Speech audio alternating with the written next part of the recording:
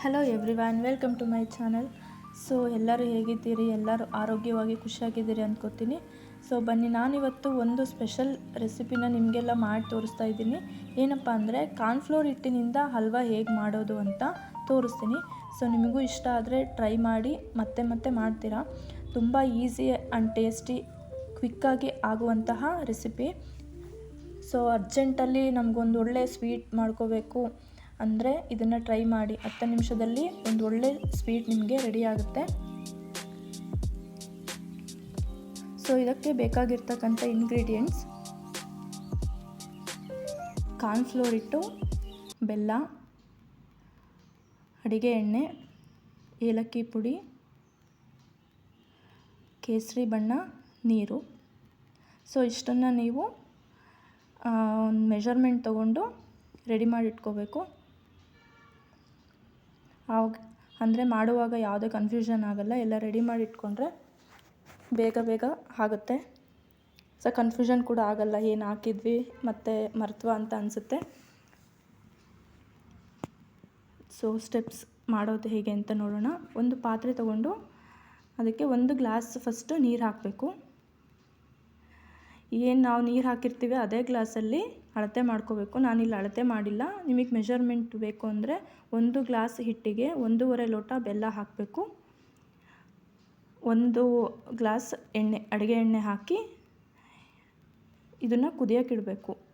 ಈ ರೀತಿ ಬೆಲ್ಲ ಕರಗಿದ ಮೇಲೆ ಇನ್ನೊಂದು ಬೌಲ್ ತೊಗೊಂಡು ಅದಕ್ಕೆ 1 ಗ್ಲಾಸ್ ಹಿಟ್ಟು ಹಾಕ್ಕೊಂಡು ಅದೇ ಗ್ಲಾಸಲ್ಲೇ 1 ಗ್ಲಾಸ್ ನೀರು ಹಾಕ್ಕೊಂಡು ಈ ರೀತಿ ಮಿಕ್ಸ್ ಮಾಡ್ಕೋಬೇಕು. ಸೊ ಇದು ಸ್ವಲ್ಪನೂ ಗಂಟಿಲ್ಲದೆ ಇರೋ ಥರ ಈ ರೀತಿ ನೀಟಾಗಿ ಮಿಕ್ಸ್ ಮಾಡ್ಕೋಬೇಕು. ಈ ರೀತಿ ಕ್ಲೀನಾಗಿ ಮಿಕ್ಸ್ ಆದಮೇಲೆ ಇದಕ್ಕೆ ಸ್ವಲ್ಪ ಕೇಸರಿ ಪುಡಿ ಹಾಕೋಬೇಕು. ನಿಮಗೆ ಎಷ್ಟು ಕಲರ್ ಬೇಕೋ ಅಷ್ಟು ಕಲರ್ ಹಾಕ್ಕೊಂಡು ಈ ರೀತಿ ಚೆನ್ನಾಗಿ ಕಲರ್ ಚೇಂಜ್ ಆಗೋದಾಗ ಮಿಕ್ಸ್ ಮಾಡ್ಕೋಬೇಕು. ಈ ರೀತಿ ಮಿಕ್ಸ್ ಆದಮೇಲೆ ಇಲ್ಲಿ ನೋಡಿ ನೀರು ಕುದೀತಾ ಇದೆ. ಸೊ ಇದಕ್ಕೆ ನಾವೀಗ ಸಣ್ಣ ಉರಿ ಮಾಡಿಕೊಂಡು ಇದು ಗಂಟು ಬರದಿರೋ ಥರ ನಿಧಾನವಾಗಿ ಹಾಕುವಂತ ಮಿಕ್ಸ್ ಮಾಡ್ಕೋಬೇಕು. ಈ ರೀತಿ ಮಿಕ್ಸ್ ಮಾಡಿ ಸೊ ಇದನ್ನು ತಿರುತ್ತಾನೆ ಇರಬೇಕು, ಬಿಟ್ಟರೆ ಸ್ವಲ್ಪ ಬೇಗ ಗಂಟಾಗಿಬಿಡುತ್ತೆ. ಸೊ ಈ ರೀತಿ ಆದಮೇಲೆ ಸ್ವಲ್ಪ ಏಲಕ್ಕಿ ಪುಡಿ ಹಾಕ್ತಾಯಿದ್ದೀನಿ. ಸೊ ಟೇಸ್ಟ್ ಮತ್ತು ಸ್ಮೆಲ್ಲಿಗೆ ತುಂಬ ಚೆನ್ನಾಗಿರುತ್ತೆ. ನೋಡಿ ಈ ರೀತಿ ಗಟ್ಟಿ ಆಗ್ತಾ ಬರುತ್ತೆ. ಇದನ್ನು ಸ್ಟಿರ್ ಮಾಡ್ತಾನೆ ಇರಬೇಕು.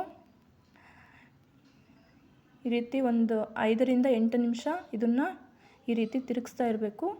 ಗಟ್ಟಿ ಆದಮೇಲೆ ಸ್ವಲ್ಪ ಹೊತ್ತು ಬಿಟ್ಟು ತಿರುವಿದ್ರೆ ನಡೆಯುತ್ತೆ. ಈ ರೀತಿ ಎಣ್ಣೆ ಬಿಟ್ಕೊತಾ ಇರುತ್ತೆ. ಈ ರೀತಿ ಅಂಟು ಬರದೇ ಇರೋ ಥರ ಅದು ಕನ್ಸಿಸ್ಟೆನ್ಸಿಯಾಗಿ ರೆಡಿ ಆಗುತ್ತೆ. ಸೊ ಈ ರೀತಿ ಆದಮೇಲೆ ಇದನ್ನು ನಾವೇನು ಎಣ್ಣೆ ಹಾಕಿರ್ತೀವಲ್ಲ ಅಷ್ಟು ಕೂಡ ವಾಪಸ್ ನಾವೊಂದು ಗ್ಲಾಸಿಗೆ ಅದನ್ನು ತಗೋಬೋದು. ಅಂದರೆ ನಮಗೆ ನಾವು ಇಷ್ಟೊಂದು ಎಣ್ಣೆ ಯೂಸ್ ಮಾಡ್ತಿದ್ದೀವಿ ಅಂತ ಅನಿಸಲ್ಲ. ಸೊ ಹಾಕಿದಷ್ಟು ಎಣ್ಣೆ ಕೂಡ ವಾಪಸ್ ತೆಗಿಬೋದು ನಾವು. ನೆಕ್ಸ್ಟ್ ಇದನ್ನು ಒಂದು ತಟ್ಟೆಗೆ ಸರ್ವ್ ಮಾಡಿಕೊಡಿ. ಹಾಕಿ ಇದನ್ನು ಕ್ಲೀನಾಗಿ ತಟ್ಟೆ ತುಂಬ ಸ್ಪ್ರೆಡ್ ಮಾಡಬೇಕು. ಸೊ ಬಿಸಿ ಇದ್ದಾಗಲೇ ಸ್ಪ್ರೆಡ್ ಮಾಡಬೇಕು. ತಣ್ಣಗಾದಮೇಲೆ ಅಷ್ಟು ನೀಟಾಗಿ ಸ್ಪ್ರೆಡ್ ಆಗೋಲ್ಲ. ಸೊ ಸ್ವಲ್ಪ ದಪ್ಪನೇ ಸ್ಪ್ರೆಡ್ ಮಾಡಿಕೊಂಡ್ರೆ ಪೀಸ್ ಚೆನ್ನಾಗಿ ಬರುತ್ತೆ.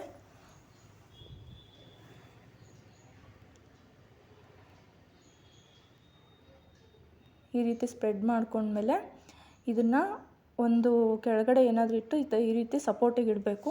ಯಾಕಂದರೆ ಇದರಲ್ಲಿ ಇನ್ನೂ ಉಳಿದಿರ್ತಕ್ಕಂಥ ಎಣ್ಣೆ ಕೂಡ ಬಸ್ಕೊಳ್ಳುತ್ತೆ. ಸೊ ಈ ರೀತಿ ಬಂದಾಗ ನಾವು ಅದನ್ನು ಕೂಡ ಎಣ್ಣೆ ತೆಗಿಬೋದು. ಸೊ ನಮಗೆ ಸ್ವಲ್ಪನೂ ಎಣ್ಣೆ ಇದೆ ಅಂತ ಅನಿಸಲ್ಲ, ನೀಟಾಗಿ ಬರುತ್ತೆ. ಇದನ್ನು ನೆಕ್ಸ್ಟ್ ಒಂದು 4 ರಿಂದ 5 ಗಂಟೆ ತಣ್ಣಗಾಗಕ್ಕೆ ಬಿಟ್ಟರೆ ಈ ರೀತಿ ಪೀಸ್ ಕಟ್ ಮಾಡೋಕ್ಕೆ ಬರುತ್ತೆ.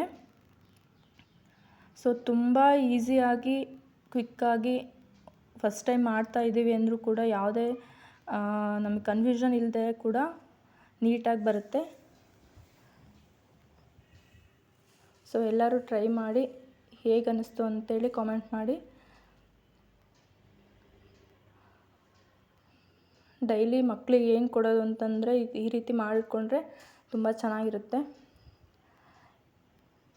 ಎಷ್ಟು ತಿಂದರೂ ತಿನ್ನಬೇಕು ಅಂತ ಅನಿಸುತ್ತೆ. ಬೆಲ್ಲದಲ್ಲಿ ಮಾಡಿರೋದು, ಸಕ್ಕರೆಯಲ್ಲೂ ಕೂಡ ಮಾಡ್ಬೋದು.